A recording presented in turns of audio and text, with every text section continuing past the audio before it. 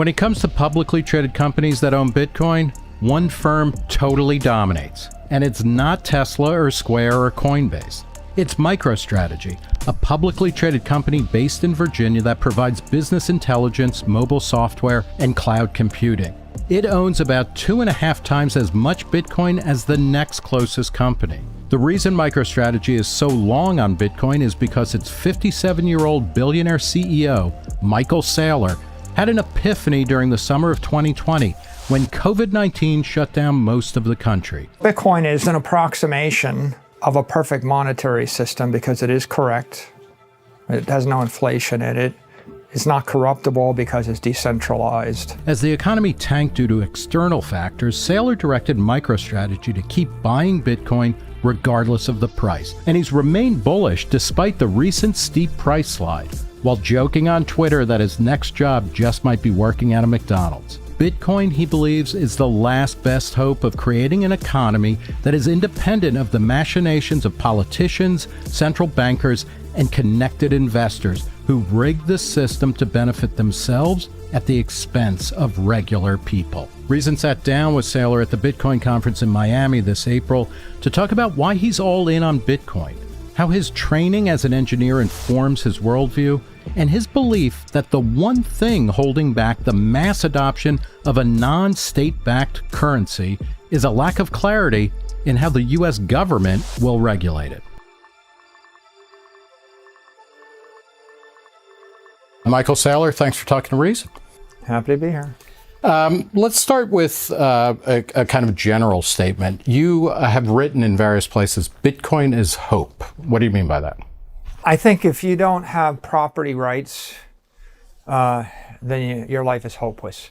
So anybody in the world without the ability to store economic energy in the form of property or in the form of a proper money can't plan for the future. I liken it to being a type 1 diabetic where you can't form fat. So if you can't actually store energy for the future, then by definition your life is hopeless. Can't plan anything in advance. You're living day by day, hand to mouth.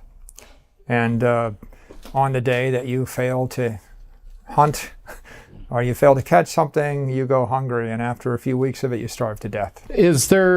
But there's a lot of hope before Bitcoin, right? You know, and whatever else we might say about the dollar or fiat currency, you know, people have been doing a pretty good job over the past 250 years here of living for the future and having hope, right?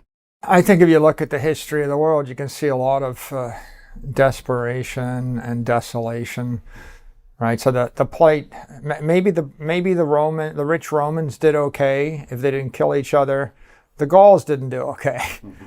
Right, the Roman Empire had like 1 million Roman citizens and 190 million serfs, and billions of people have lived without hope for quite a while. So I don't think the human condition's been great. I think that the best money that we had for 10,000 years was gold, but we know that gold is imperfect money, and we can trace thousands and thousands of wars to it. And we can trace tens of thousands of stories of people that saved their money in gold to have it seized or lost. If you go back to before Bitcoin, parts of the world had assets that they could use to store economic value, maybe the United States and Europe.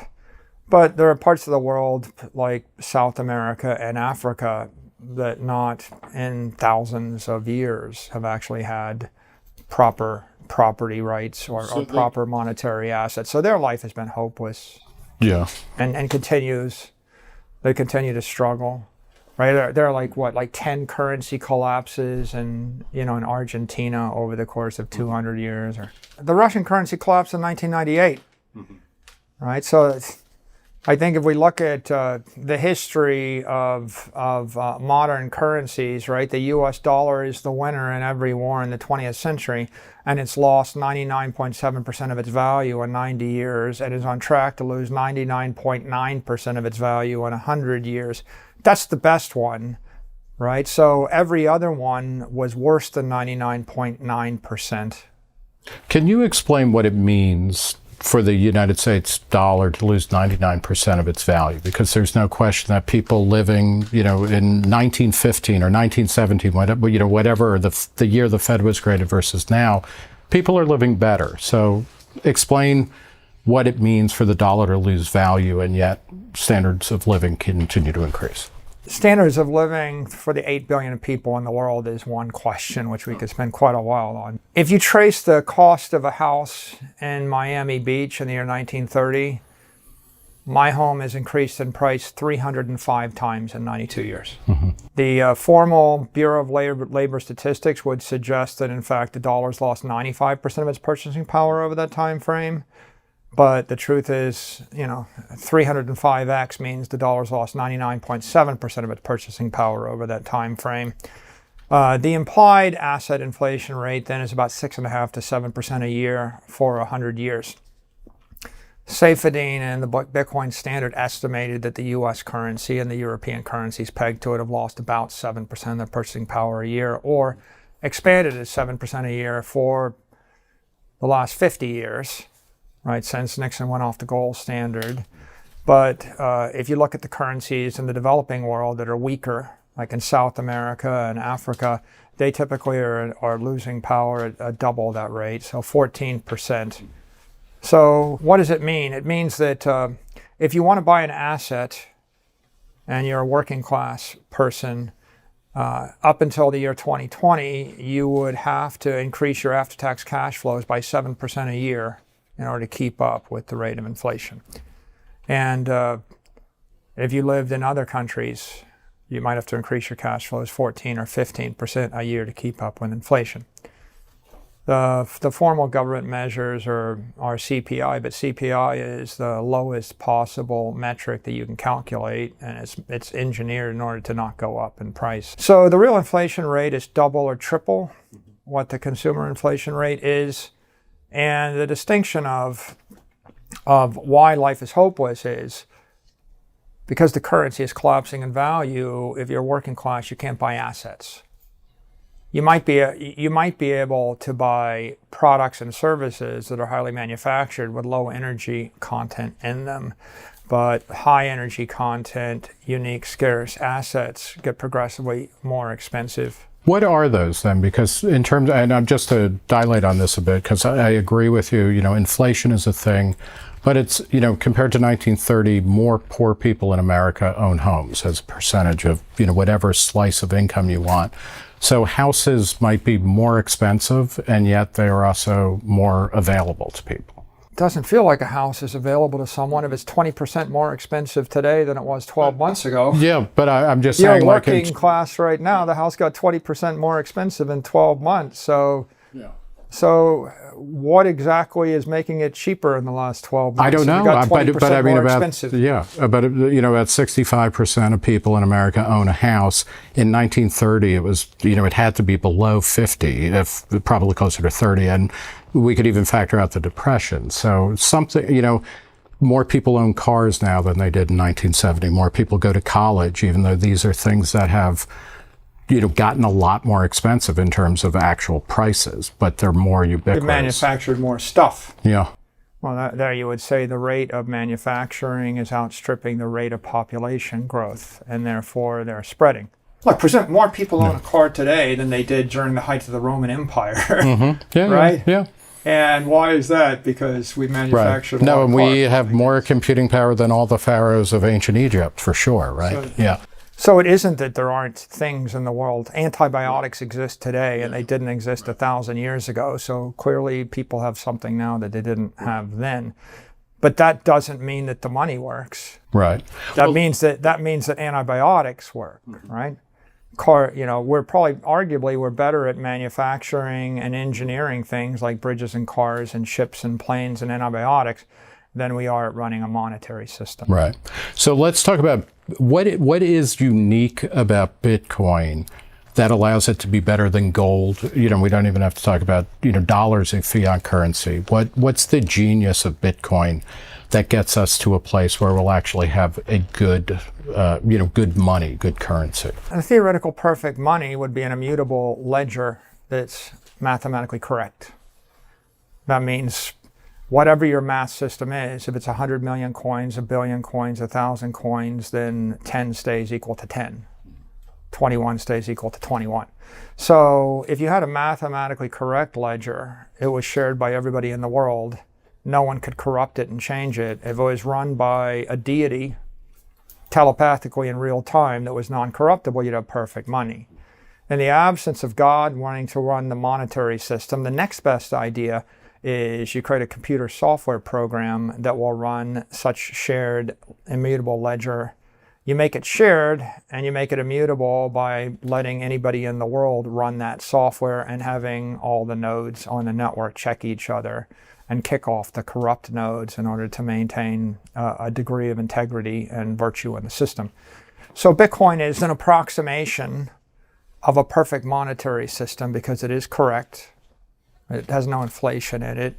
It's not corruptible because it's decentralized. And it's governed by these rules that can't be changed. The rules are what make it mathematically correct. What was the aha moment for you? I mean, you and your company MicroStrategy are essentially the biggest known owners of Bitcoin, right, on the planet. Where we know who the people are. What was the moment where you were like, this is what I am really going deep on? I think the second quarter of 2020, the policy response to the pandemic was to lock down most of the economy in the world. Main Street shut down. And the monetary response was to lower interest rates to zero and start pumping money into the economy through asset purchases, and to loosen bank loan lending restrictions, lower the reserve ratio. And that happened everywhere in the world. So we had a massive monetary stimulus while we had a massive fiscal contraction, or what I'll call physical contraction. And you saw something which, I kind of view as perverse, which is the stock market recovered to an all-time high at the time when the economy was the most dysfunctional in our lifetime. And so in the year 2020, you could say, if you were a Wall Street company, and if you did nothing for the entire year, you had the best year of your life, you were up 30%, you made a fortune. And you could have hung out for the entire year on a floaty at your house in the Hamptons, done absolutely nothing, and you're 30% richer. And if you're a Main Street company, it was, first of all, you were almost regulated out of existence, so you couldn't operate, right? Every possible impediment to operation, to doing something, providing a product, providing a service, etc., was thrown in your face. But if you were a Main Street company, and if, despite all the regulations that prevent you from operating, you generated 30% more cash flow, you were the same as you were at the beginning of the year. You got no benefit. So another way to say it is you have to work 30% harder to get nothing in one part of the economy, and you didn't have to work at all to get 30% richer in the other part of the economy. And I saw that as being extremely unfair. What it does is it illustrates the problem with a weakening currency is you're continually transferring energy from the working class to the propertied class. Right, and you're making it exponentially harder for the working class to rise in society or to acquire anything of value, and you're making it exponentially easier for the property class to remain entrenched in power, and that seemed to me to be grossly unfair. I totally agree with your analysis there, and putting it in that frame is really powerful. Why do you think that Bitcoin is generally viewed as something that elites are dabbling in, that this is something that billionaires and international business tycoons are playing with, given what you're describing, which I think is accurate, is this is something that will allow regular people to participate in the economy on the same terms as extremely wealthy, connected people? I mean, I don't think I agree with the characterization. There's a million different views of what Bitcoin is, but My view of Bitcoin is Bitcoin represents technology to deliver property rights to 8 billion people on the planet. Yeah, no, I agree. But I'm saying, when somebody like Elizabeth Warren talks about Bitcoin, when the Chinese government, bans Bitcoin transactions and then bans Bitcoin mining, they're not. I don't think her views are genuinely shared. I don't think she is one person with one set of views. But I think that if you look at the White House, it's pretty clear from the executive order that the view of the White House is that this is profound technology that's good for the civilization. Mm-hmm. I think if you look at Congress and the Senate, I think you've got a remarkable degree of support for this as new technology. Are you worried about what kinds of regulation? We might say Bitcoin ultimately is immune to regulation, but what kinds of regulations coming out of DC or capitals around the globe do you worry about that you think will either screw things up or really make it that much harder to get to where we should? I don't really worry about any of it. I think the faster that the society regulates it, the faster it'll grow. And how does that work?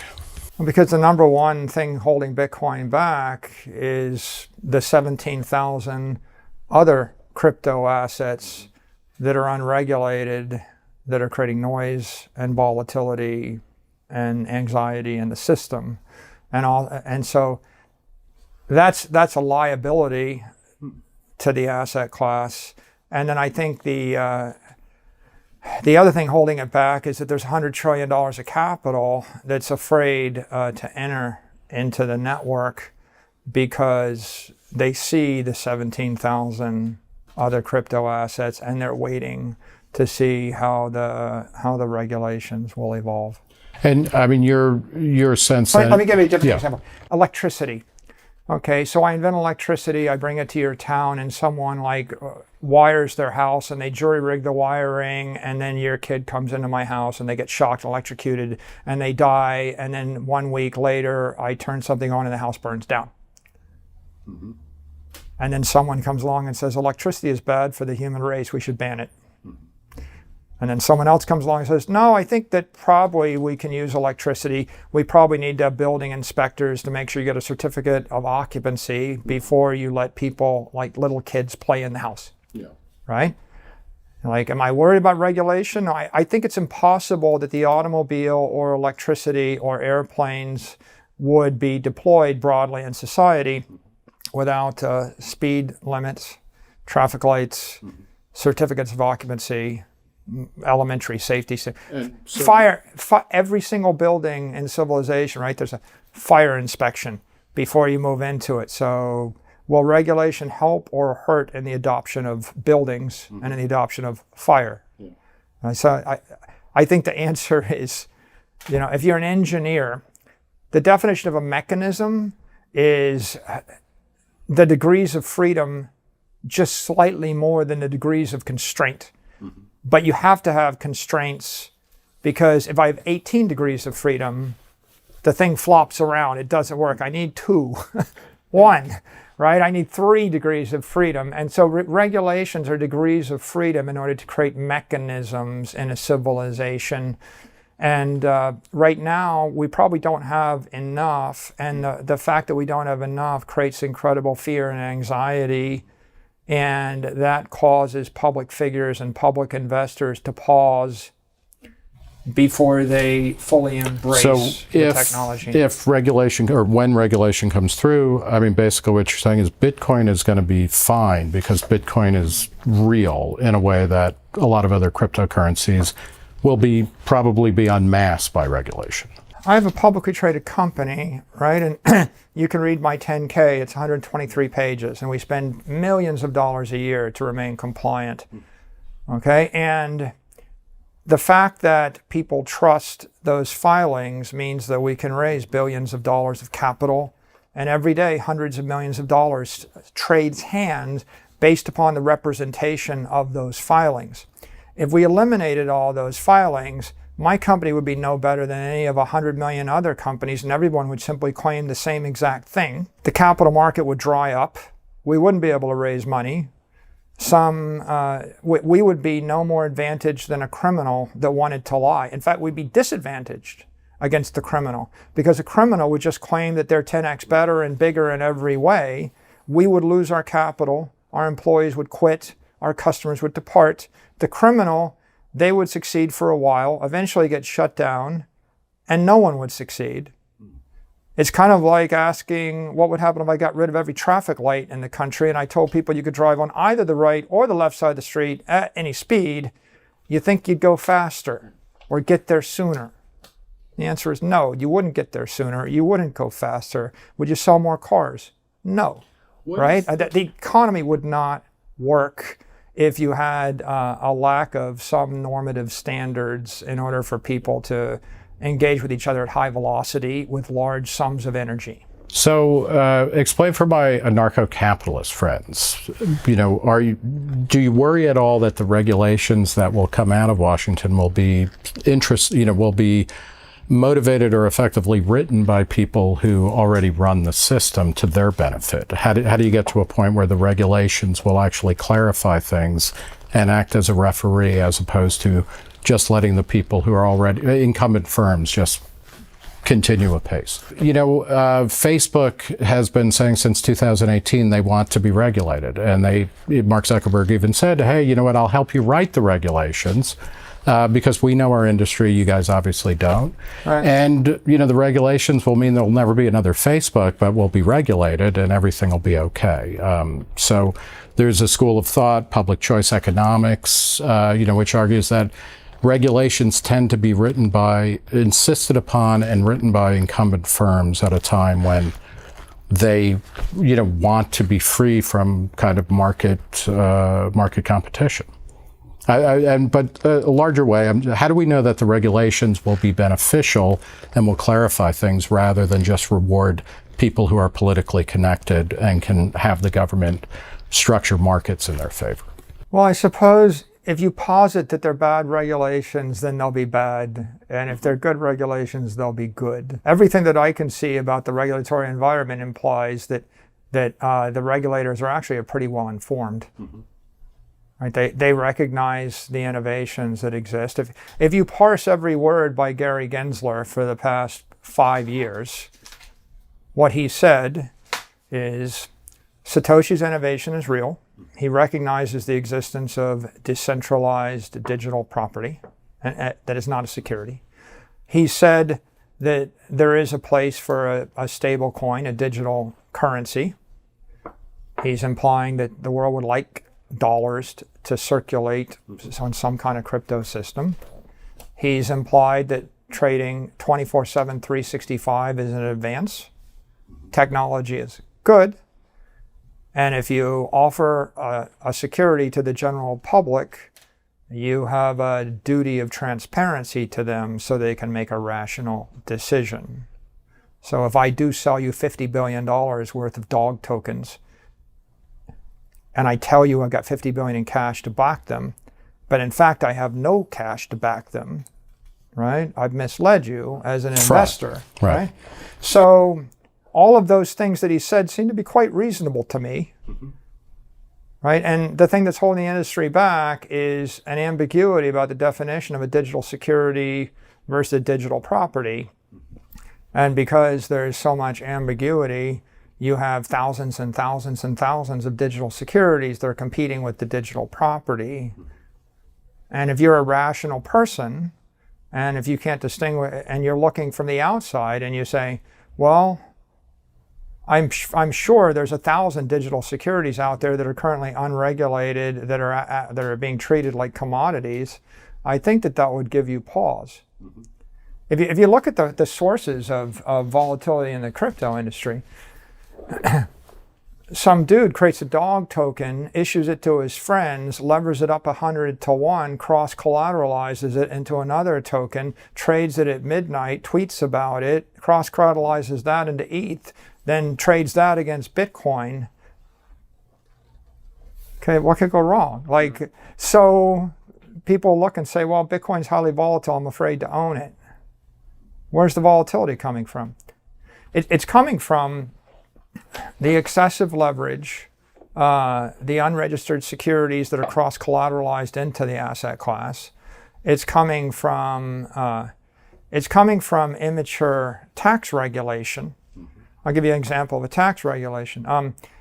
If you sell $1 billion of Apple stock and you buy it back 18 minutes later, right? That's a wash trade. You can't take a tax write-off on that because you didn't actually dispose of the asset. You were just trading it back and forth. If you did the same thing with a crypto asset, you could. So there's an incentive for someone to wash trade aggressively with leveraged crypto assets. Why? No good reason. If you thought about it a while, you would say, if you're going to have a tax law that says you have to wait 30 days before you buy something back in order to take a deduction against it, you should probably be consistent, right? And a fungible share of Apple stock looks like a fungible token of Bitcoin. They both kind of look the same.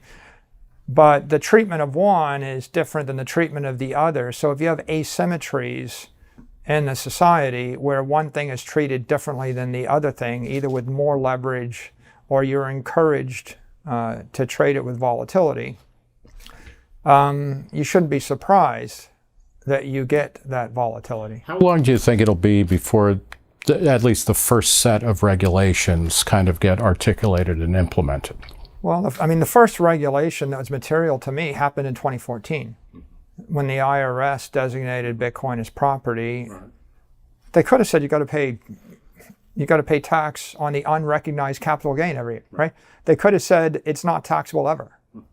So they said you pay a long or short-term capital gain when you dispose of it. That was pretty critical, right, as a regulation. In fact, probably probably the single thing that distinguished it, right? If they had taken a different view, they could have said it's currency and you don't pay tax on it when you transfer it. It could have been in a currency bucket, but by establishing it as property, they made it not a currency, they made it a property. All the regulatory issues we're talking about, I don't really think they're about Bitcoin.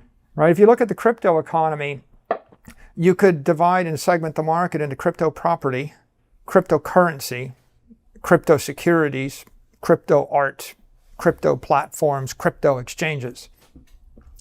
Bitcoin's crypto property. It's the apex crypto property, and it's 100 times bigger than the next viable crypto property. And the regulatory question, the big one is, are you allowed to own property? And the answer in North Korea and Cuba is no, right? The answer in China is sort of sometimes for a while, we're back and forth, right? Right? Do you own your house or you have it for 70 years or 100 years or whatever? But mostly, yes, you can own property. In Western Europe and the US, generally you can own property. So the other regulatory questions are, what's a crypto exchange? Okay, if you're an exchange, can you actually trade? And do you need to have a surveillance agreement with the SEC? A national securities exchange in the U.S. can let you trade stocks with 2x leverage. In the crypto economy, they're trading at 100x leverage. Right now, they're trading with 20x leverage. Okay, so how much leverage can you trade with? Right? Who's responsible? Is a DeFi system an exchange? I think a lot of people think yes. Is it decentralized? No, not really. They don't think it's decentralized. They've said that. So is a token, this token, is this equity or is this property? If it's equity, what kind of disclosures do you need to make on the equity? And what's your civil and criminal liability on the promotion and the trading of that token? Those are all outstanding questions that will have an impact on everything other than Bitcoin, right? What are your obligations under crypto art? If I sell you 10 NFTs for $1 million each and I swear to you that I'll never mint any more, and then I create another anonymous persona and I mint 10 more and I sell them, and then it comes out, right? Did I defraud you? Right? At what point does an NFT become a security? Right? I mean, it's pretty easy to say a $50 piece of art doesn't feel like a security. What about when it's $50 million? What about when it's $500 million? Is that a security then? Do I have ethical requirements? So, and then with currencies, there's three types of, a cryptocurrency is a dollar. So I want to move a dollar from me to you, right? The thing that creates a currency in our modern world is a nation state law. If the nation state designates that you can transfer the asset from me to you without a taxable event, it's currency. The euro is a currency, the dollar is a currency. If I transfer gold or shares of Apple stock or a building to you, it's not a currency. I'll have to calculate my basis in it, calculate the fair market value of it, the difference, and pay a tax on the difference in the transfer of it. So currencies are assets that exist because there's a nation state that's effective. When the nation state is no longer effective and the government collapses, of course the currency collapses, and then people adopt another currency. In El Salvador, they dollarized. Lots of countries, they dollarize because their nation state is no longer able to maintain a currency. Now, what cryptocurrency is compliant? The President's Working Group paper implied that the preferred stablecoin dollar would be issued by an FDIC-insured bank. That's what they would like. There is no FDIC-insured bank currently issuing stablecoins. So the investment-grade blue-chip cryptocurrency is an ideal that does not exist in the real world.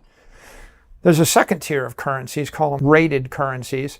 It would be like Paxos and Circle, and they are backed by currency and cash and cash equivalents and the like. But they're not issued by FDIC-insured banks. They're issued by licensed money transfer agents or licensed entities that are recognized in the US. But they're second tier. So third tier, they're unrated cryptocurrencies like Tether. They're backed by something. And they give you a broad bucket of what the something is. Or even a stable coin like DAI or UST, they're backed by something. What is that something? They're not audited. It's unclear. They're not transparent. They all look like dollars. The low risk one doesn't exist. JP Morgan hasn't issued the JP Morgan dollar. Meanwhile, the world has a multi-trillion-dollar appetite for crypto dollars. If there was a broad supply and if the technology was a bit more advanced, there'd be trillions of USD circulating on crypto rails, and the US dollar would be spreading into places where it's not currently used on a daily basis, and all the weak currencies will collapse in the world. So when you say, what regulation are we waiting for?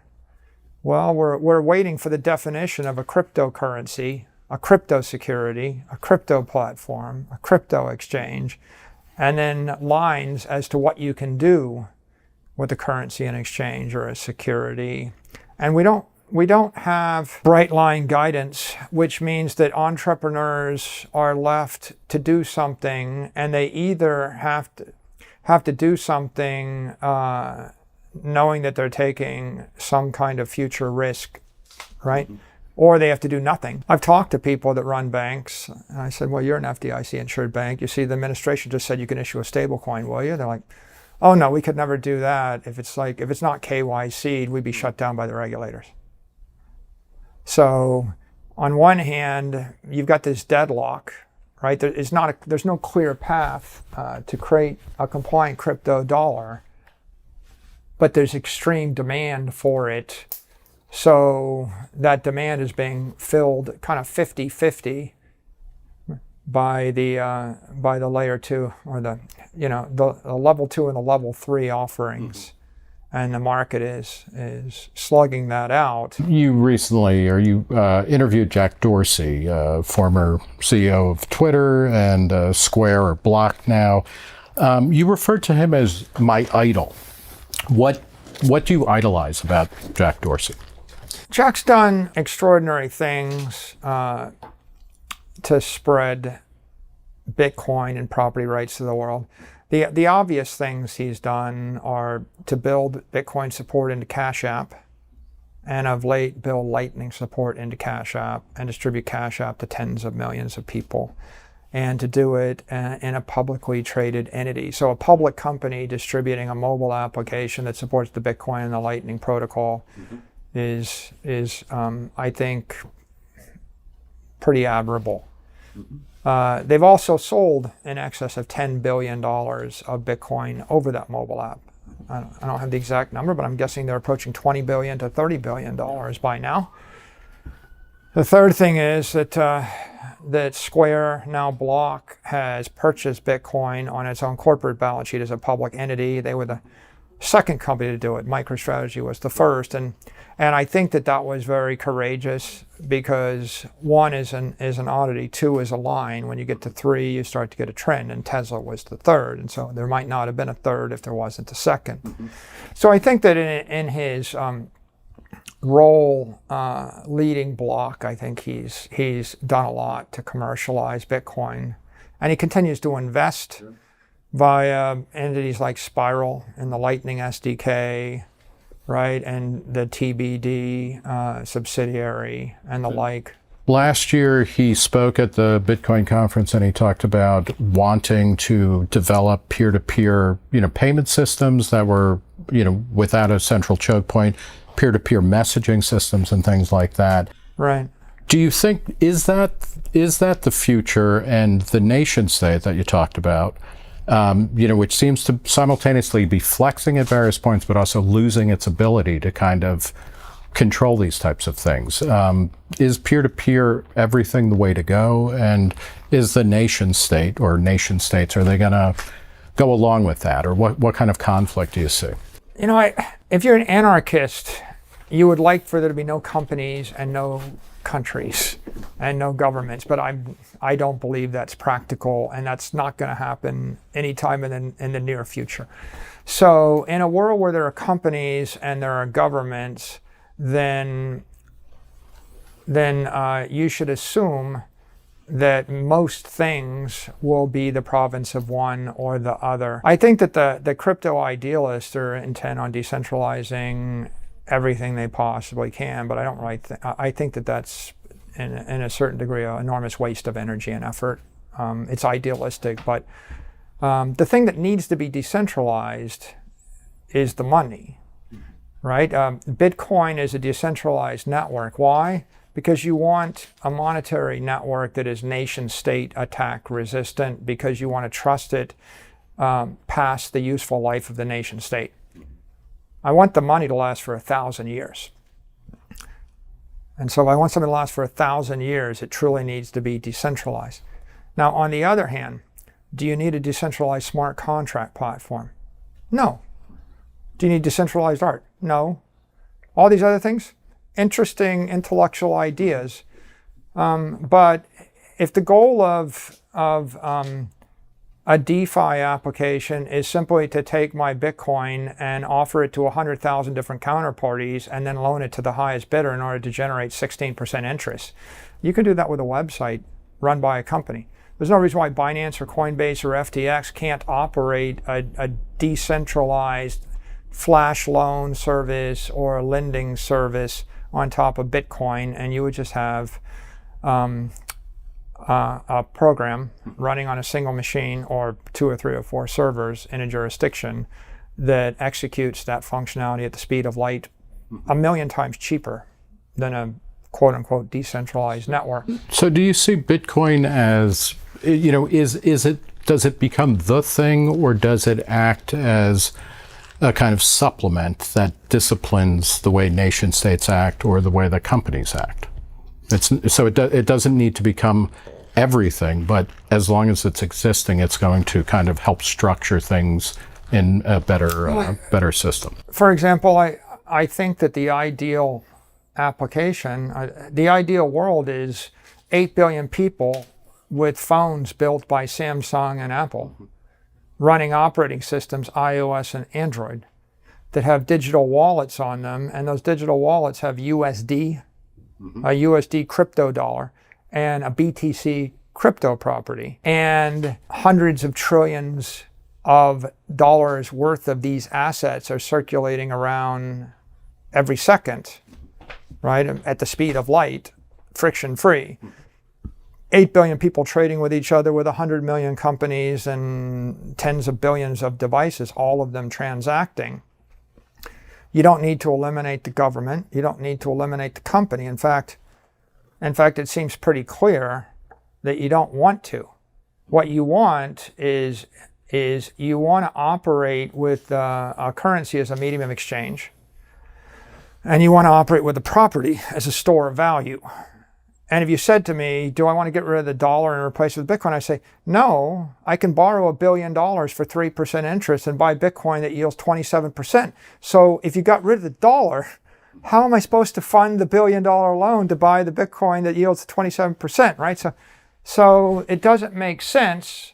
The other point, of course, is you want to get rid of the dollar, you got to get rid of the nation. Mm-hmm.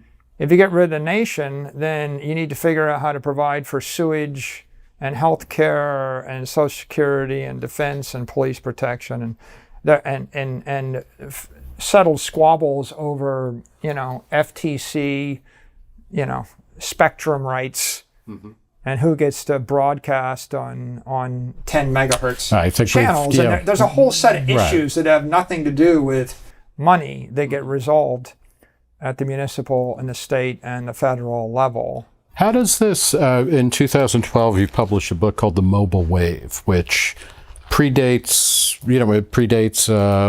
effectively the wide application of Bitcoin, but it's kind of pointing in this direction that mobile computing in particular is going to radically alter, all sorts of things, in terms of, cash, going to the doctor, the way classroom, the way education is delivered.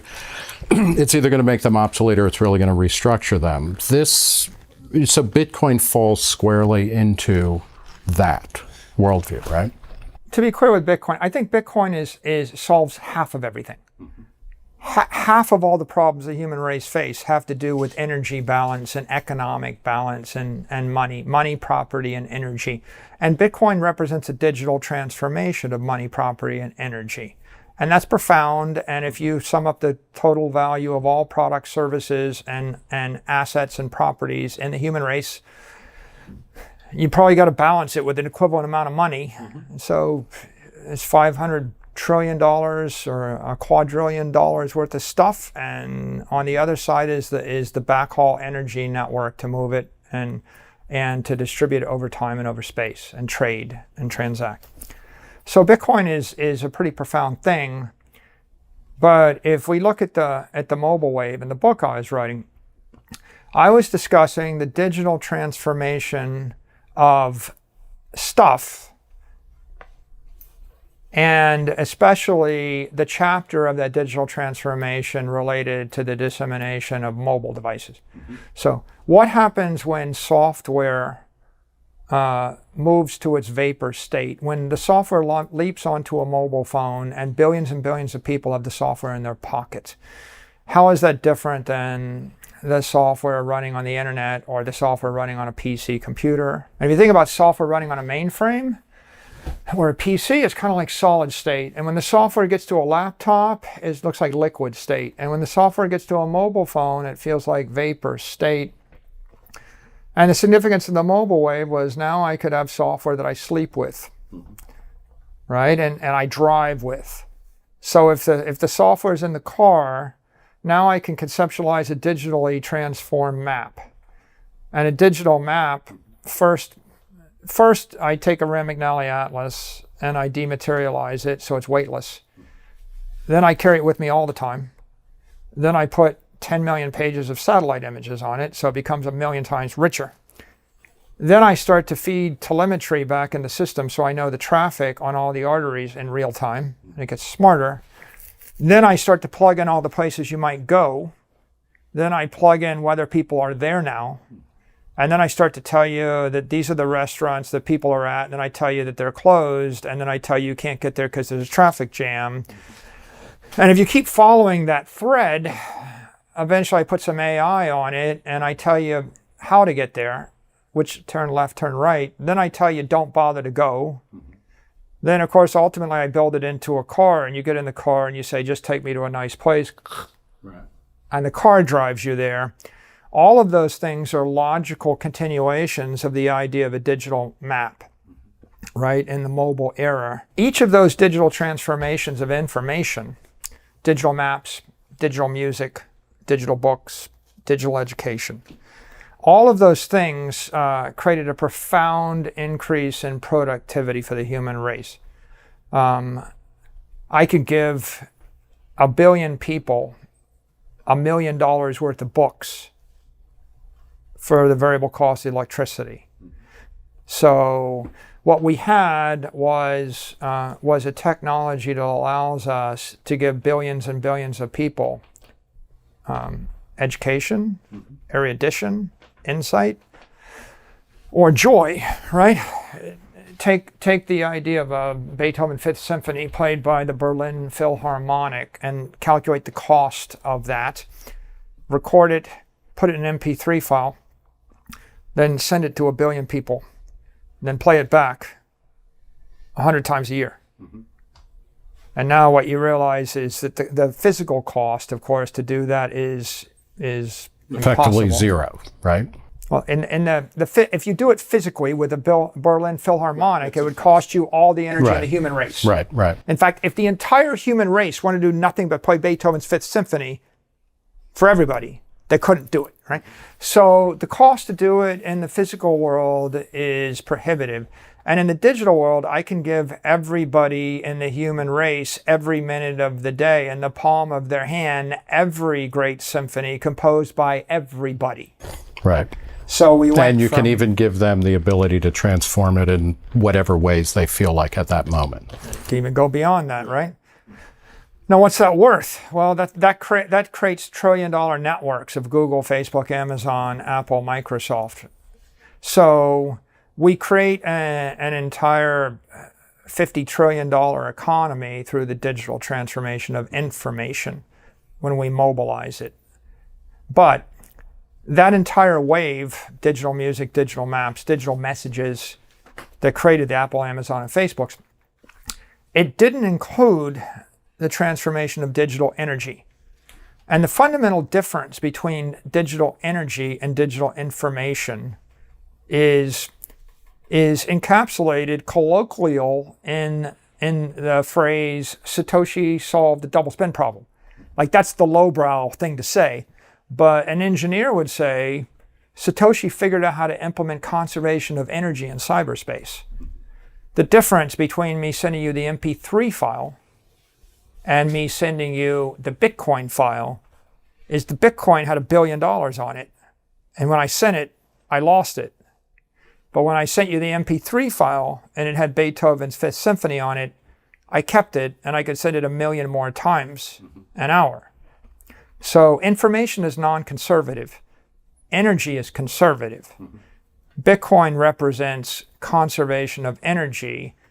So what is the universe? The universe is made of energy. What is matter? Matter is energy, right? You're a low frequency ball of energy. You'll last on this earth 100 years, ashes to ashes, dust to dust. The human race is vibrating.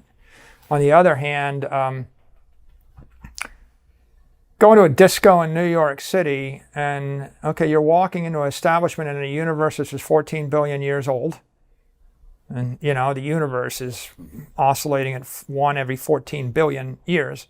The sun's 4.5 billion years old. The Earth, about that. The continent's 400 million years old. The schist rock underneath Manhattan, somewhere between 200 and 400 million years old. The Hudson River, 20,000 years old. The building you're walking into, 100 years old. The company that runs the party, 10 years old.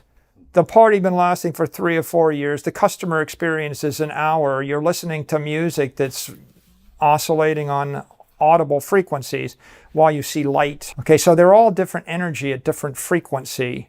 Everything is different frequency. Once you see it that way, what you realize is that Bitcoin is digital energy. What is digital property? It's low frequency energy. What is property? What is a house? It's low frequency money. I give you $1 million, you want to save it for 20 years. If you keep it in fiat currency, you won't have any money in 20 years. You put it into a house, you'll have it. But on the other hand, how fast can you vibrate a house? It takes you a decade, it takes you 2 decades to change a house back and forth. So the significance here is that if the digital information revolution was worth 10 to 30 trillion dollars to the human race, or some number like that. The digital energy revolution is an order of magnitude more. Right? If I said to you, you have a choice. You can give up all the money in the world, everything you have and everything you're ever going to have, or you can let me delete your photos off your iPhone. Which of them is more important to you?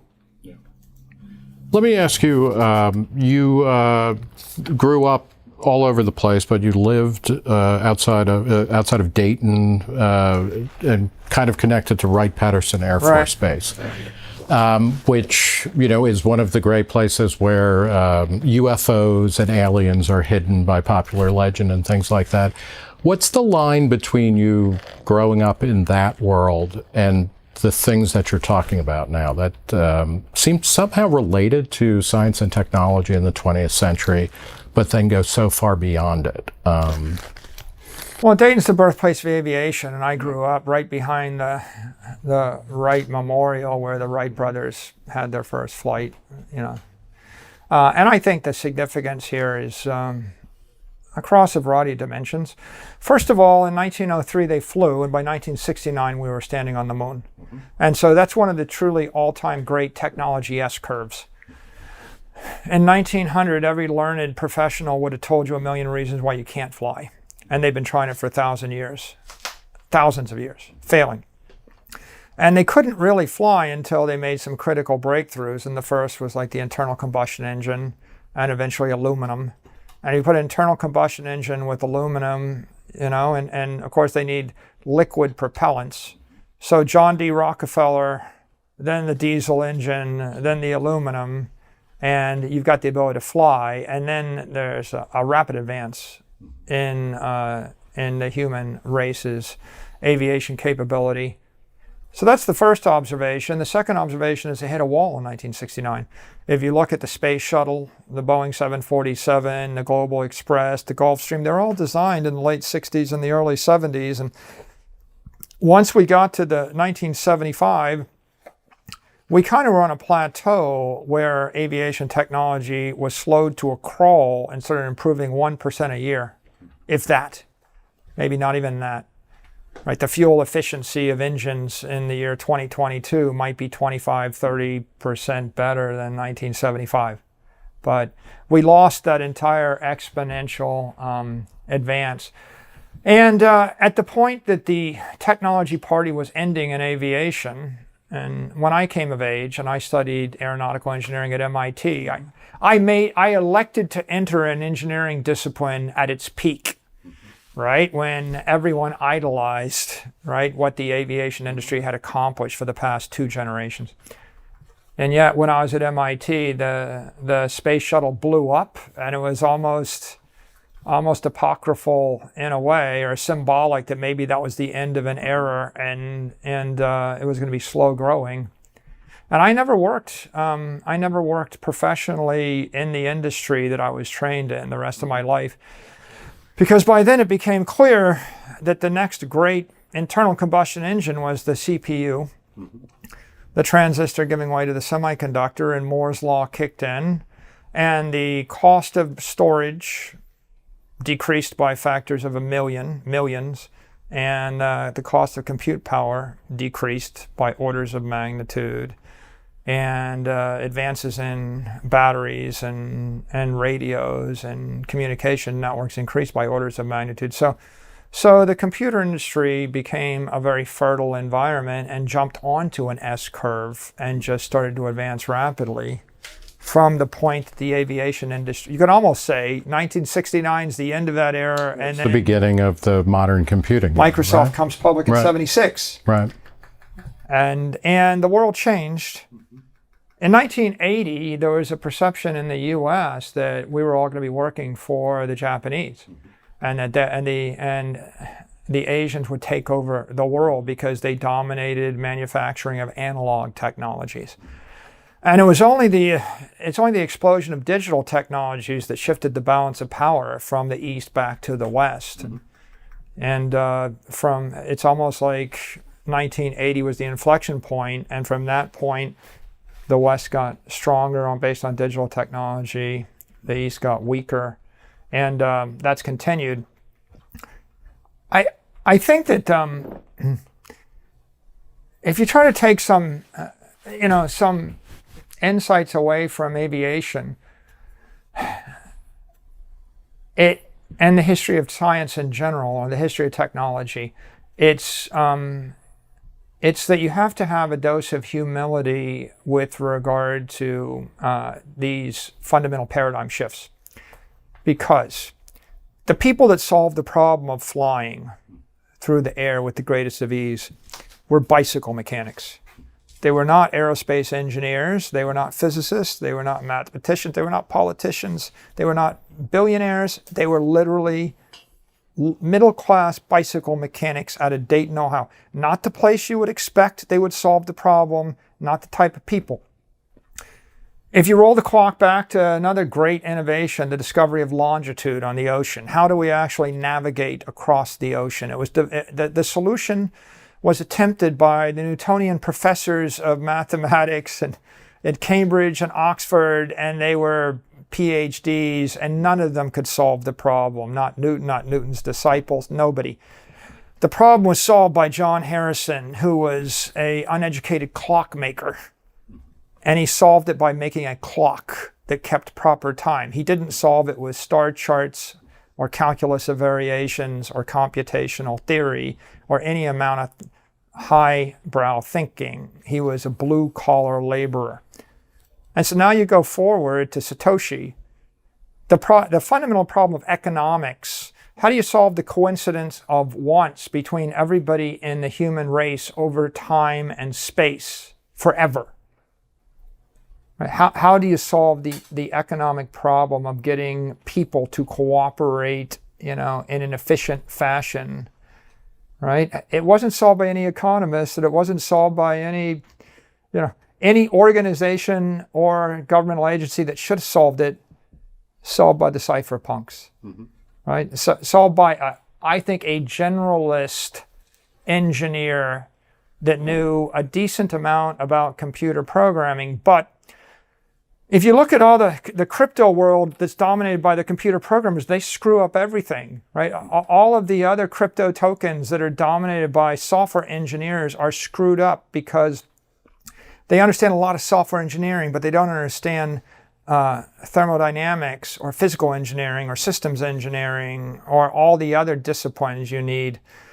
So Satoshi represented one part economics and one part systems engineering and one part computer engineering and one part game theory and one part practical political science and a little bit, all of the mechanisms you see in thermostats, the difficulty adjustment. It's a first order negative feedback loop. Okay? Invented by Satoshi? No. I mean, and maybe invented by Archimedes, right? It's in water clocks. It's in stuff since the beginning of time. Every mechanical engineer understands this stuff. So what you had was a generalist engineer, right? Not a specialist, throwing out a very practical solution.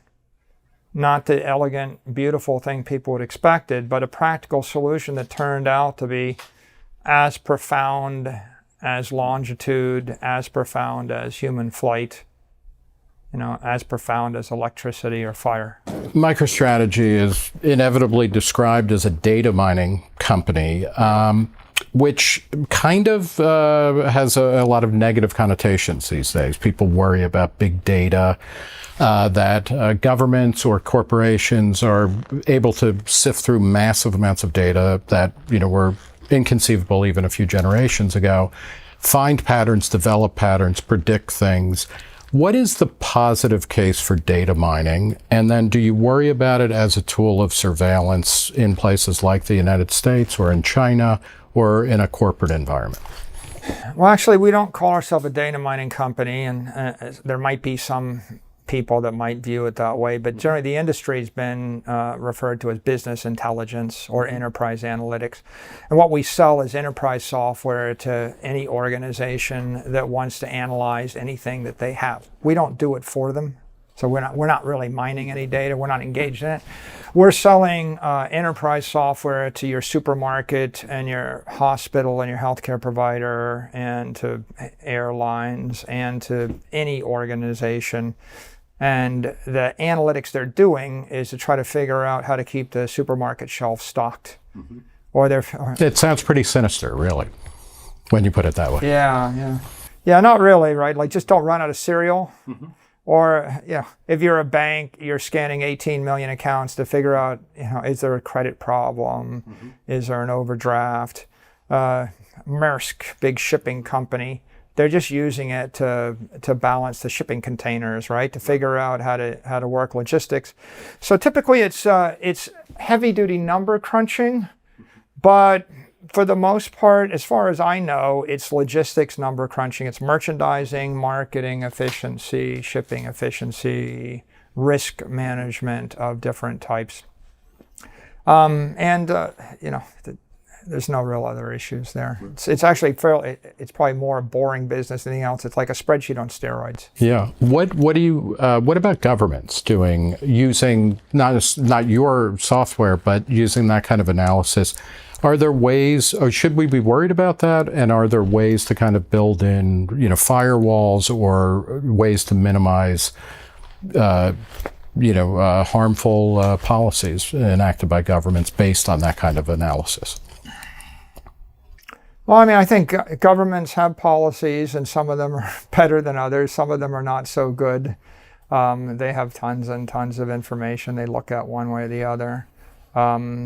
If you're asking me, how do you eliminate iatrogenic government policies? That's a wonderful phrase, which I'm going to use going forward. I would say less government is better than more government. Yeah.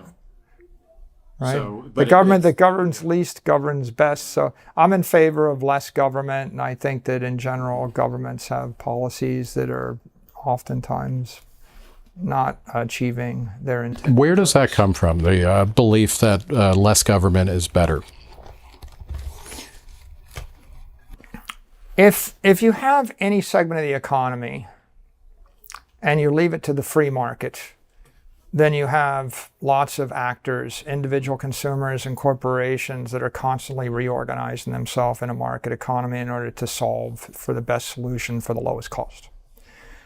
And whenever the government interferes with that market and regulates it or advocates a particular outcome, they're interfering with the free market. So as the government encroaches on free markets, invariably the market would have chosen a different thing. If the market was going to choose the same thing the government was going to choose, the government wouldn't need to involve itself.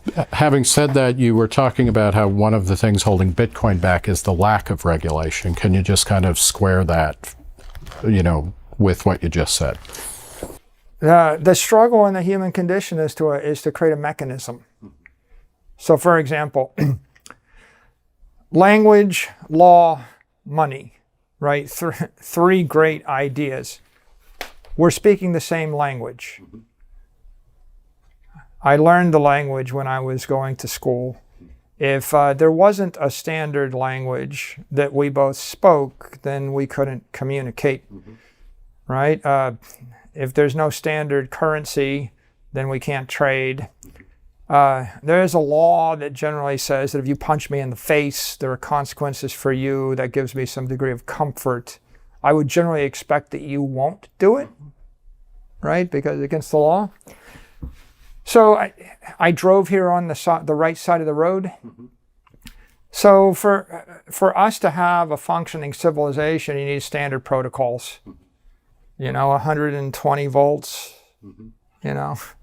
And 60 some hertz. some of these might emerge spontaneously, but it's not a problem really. When the government just says, here's a minimal amount of regulation and structure. Well, what if a mayor in a city wanted to make the red lights mean green and the green lights mean red, and they just got elected and they decided to do that, and then you drove through the city and you ran the red light and you were killed? How would you feel about that type of libertarianism?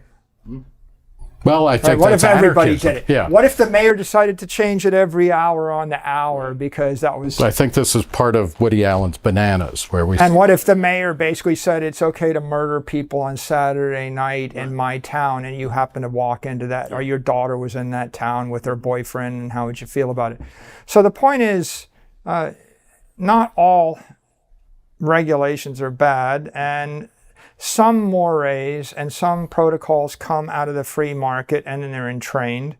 And other protocols are substantially free market, but it's not a bad idea for the government to say that if you're going to rent something to, a random college student, that you shouldn't electrocute them in their bed by design. Right?